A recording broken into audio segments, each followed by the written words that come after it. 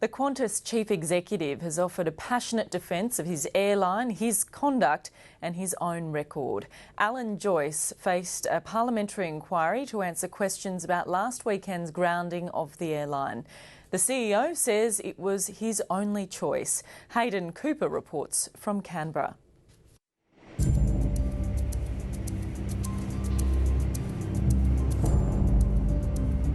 I'm not running away from this. I'm absolutely here talking about the decision I've made, why I've made the decision, why I feel passionate about the decision I've made. And I'm happy to defend that and talk about that under any forum, anywhere, because it was the right call. That's good, because I think you've got a lot of explaining to do as to why you're a rogue employer. Pretty angry? Yeah, pretty angry. At Parliament House, Alan Joyce is a hero to some, but a villain to many others. So today was always going to be a day of reckoning. Because this is one of the biggest calls that have been made by corporate Australia to actually destroy parts of the economy to get your way. But you're very obscure and devious about the fact that you're aiming at a lockout. Sorry, Senator, I think that's absolutely inappropriate to say. We were very clear on our approach all the way through. You're a bit like Richard Nixon at the moment. You're just trying to talk your way out of this. Don't do it, please. You're a bit like a McCarthy trial, you know. For all the attacks thrown at him, this is a CEO determined to give as good as he gets. Alan Joyce is unmoved by the criticism of his actions last weekend. He told his inquisitors he had no other choice. That was the last resort, and it will always be the last resort. Grounding an airline like Qantas is a huge decision, and it's a decision done because we had nowhere else to go. And the committee learned it was a move Mr Joyce made on his own. Approval of the Qantas board came later. The decision was a board endorsement. It was my decision. You made a decision on your own? Yes. Using your discretion? Yes. Using your delegated authority? Yes.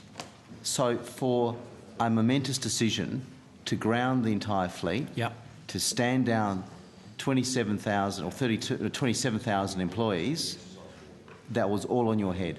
That was my decision, absolutely. When did the Leader of the Opposition know?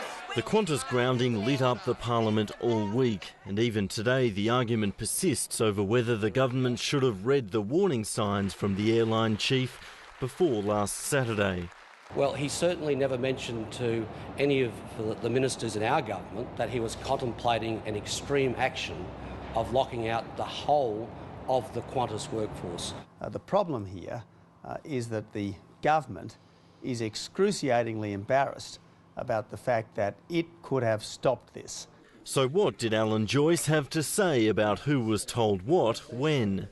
At no stage did I talk to anybody about lockout. I talked about the grounding of the fleet and talking about the grounding of the airline as a possibility. We didn't talk to anybody on either side of politics about a lockout. You deceived them by not saying you were aiming at a lockout, didn't you? I don't agree with that, Senator. And on Saturday afternoon? The government did not ask for extra time or for you to delay the course of action that you had indicated to them. Nobody asked for any extra time, but nor was it suggested by me, in fairness. Alan Joyce did not have to do what he did on Saturday. This was a reckless decision, but a decision that had been well planned. Who believes in fairy tales that he woke up Saturday morning and just had a brain snap? A brain snap that costs this country the shutdown of its airline. The CEO does have one regret. Qantas kept selling tickets for 3.5 hours after the grounding was announced. Senator, there was a mistake, because it again just shows you that even with all of the planning we had done, and we've done a lot of planning, we did miss this one. Fate can intervene at the strangest of times. As the committee ground on, a Qantas A380 en route to London was diverted safely to Dubai. Pilots had shut down an engine due to an oil pressure problem. For the flying kangaroo, there's turbulence in the air and trouble on the ground. Hayden Cooper reporting.